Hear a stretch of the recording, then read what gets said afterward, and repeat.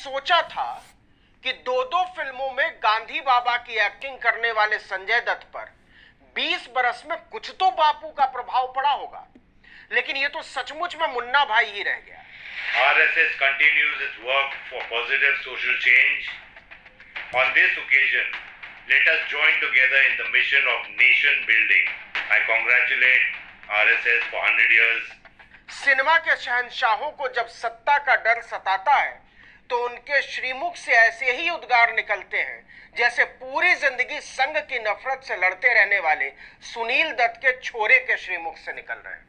AK-47 लेकर सोने वाले टाडा में फंसे बाल ठाकरे की कृपा से जैसे तैसे छूटने वाले को संघ की महिमा का बखान करना पड़ रहा है। वो RSS का यशोगान कर रहे हैं, राष्ट्रीय स्वयंसेवक संघ के राष्ट्र निर्माण की स्तुति गा रहे हैं। वाह! 100 years of RSS. Through every challenge, the Sangh has stayed true to the nation and nation building. माने सही मायनों में संजय दत्त देश की जनता को धृतराष्ट्र और खुद को संजय मान बैठे। असलियत यह है कि सत्ता को नियंत्रित करने वाली ताकतों के डर के आगे संजय दत्त तो क्या, सिनेमा का बड़े से बड़ा अभिनेता, खिलाड़ी और कलाकार सजदे कर रहा है। भारत में कुछ भी होता रहे, न इन कलाकारों को कोई फर्क पड़ता है, न खिलाड़ियों को। इनका धर्म पैसा, इनका ईमान पैसा, इनका भगवान पैसा। संजय दत्त तो कलाकार हैं, सिर्फ 10वीं पास, इतिहास का ई भी नहीं जानते होंगे, जो लिख कर मिला पढ़ दिया। कैमरे के सामने बोलते वक्त इतना मंजा हुआ कलाकार स्वयं सेवक भी ठीक से नहीं बोल पाता। सोचिए क्या जल्दबाजी रही होगी। 2-3 लाइनों के संदेश पढ़ने में 2500 टेक लेते हैं।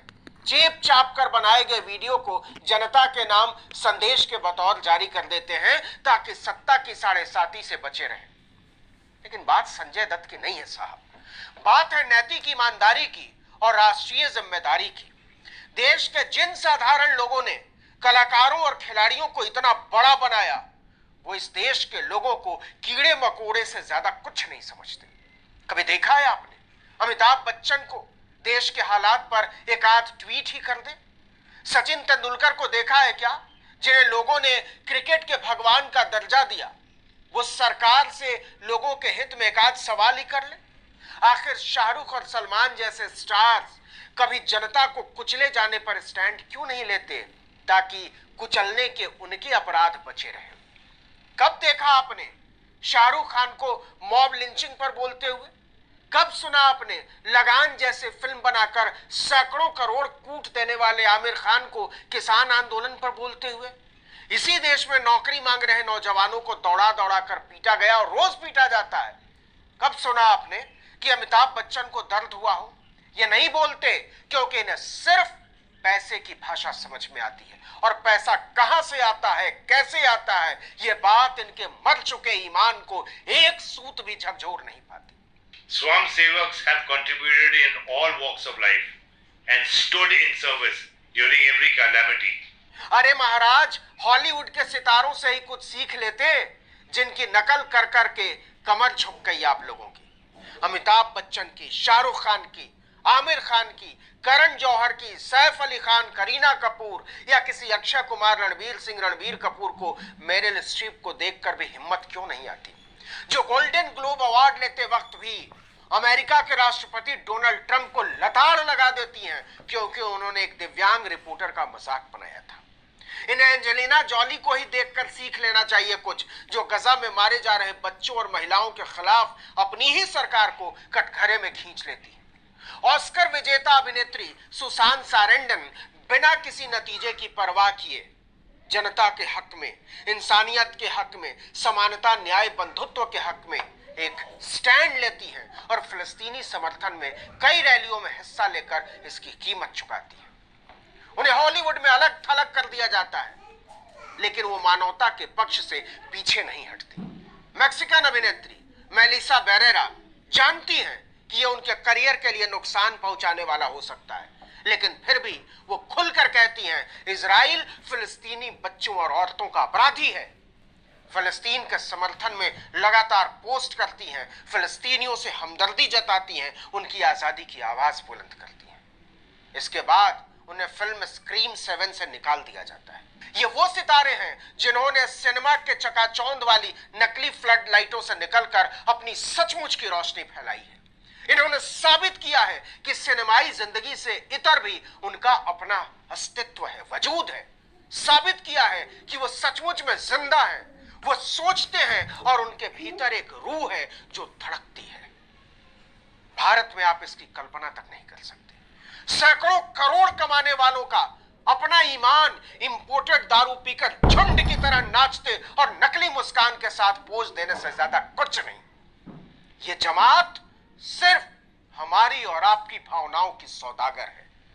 देश और देशवासियों से रोकड़े के अलावा इनका कोई रिश्ता नहीं है। और यह कोई आज की बात नहीं है कि संजय दत्त ने भाजपा और संघ के पैरों में नाक रगड़ने का वीडियो बना दिया तो याद आ गया। एक बार नहीं, बार बार साबित हुआ है कि सिनेमा और खेल के जिन सितारों को आप अपने सिर माथे पर बैठाते हैं, उन्हें आपकी रत्ती भर भी फिक्र नहीं है। नहीं फिक्र है लोकतंत्र की, नहीं फिक्र है भारत नाम के विचार की।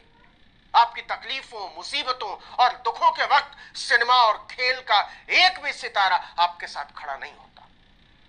भारत के अभिनेता और खिलाड़ी इतने डरपोक और सत्ता के चाटुकार हैं कि एक टुकड़े के लिए भी अपना ईमान सरकार के पैरों में डाल सकते हैं। नहीं तो क्या वजह है कि जब मणिपुर जल रहा होता है तो न किसी खिलाड़ी की आवाज निकलती है, न किसी अभिनेता का बयान आता है। जब किसान विरोधी नीतियों के खिलाफ देश का अन्नदाता सड़कों पर उतरता है, सर्दी आंधी पाले में दिल्ली में साल भर तक डेरा डाले बैठा रहता है, तो नामचीन खिलाड़ी और सिनेमा वाले अपने दम सटकाए सरकार के साथ हो लेते हैं। जब देश का युवा छात्र पेपर लीक के खिलाफ, रोजगार की मांग को लेकर या परीक्षा में धांधली के खिलाफ अपनी आवाज उठाता है, तो न सिनेमा वाले और ना ही कोई खिलाड़ी जिन्हें युवा अपना आइकॉन समझते हैं, उनके गले से एक बोल फूटता है।